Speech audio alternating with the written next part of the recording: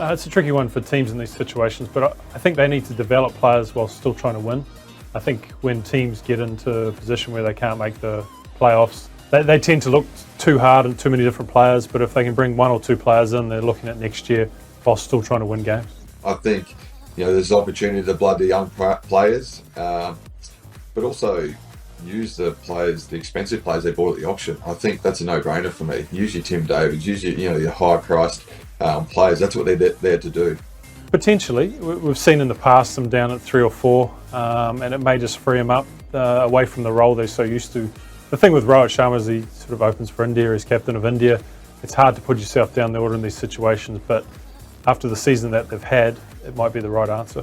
We've seen it throughout the IPL when he's gone through form slumps, him move up and down the batting order, but at the end of the day, he's cemented India's opening position. So I feel he's a little bit flat and through a little bit of bubble fatigue. He does need a break. He is human after all.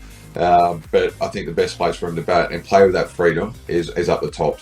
Obviously, a lot of thought goes into these decisions, and they would look at analysis and matchups. So I back them at this stage that what their method is working, so they should continue to do it. Lucknow have the luxury of tinkering with their batting lineup. They got so much power throughout that middle order. They got right hand, they got left hand, so they got options there.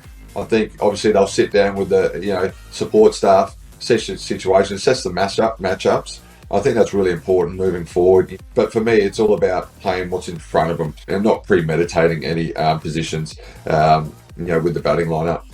I think so. I think his bowling is going to be good enough against Mumbai, who matches up well against the left-handers. Potentially don't need to put him in at that number 3, but they can still use him as a pinch hitter against the right opposition bowler. Yeah, look, potentially. I think, he's a victim of his own success. He's obviously had a couple of good games. They brought in Manish Pandey, and that's because they haven't scored enough runs. They're looking to strengthen the batting order. If I'm picking the 11, Kay Gotham's definitely in it, especially with the wickets getting a little bit more tighter throughout the tournament now.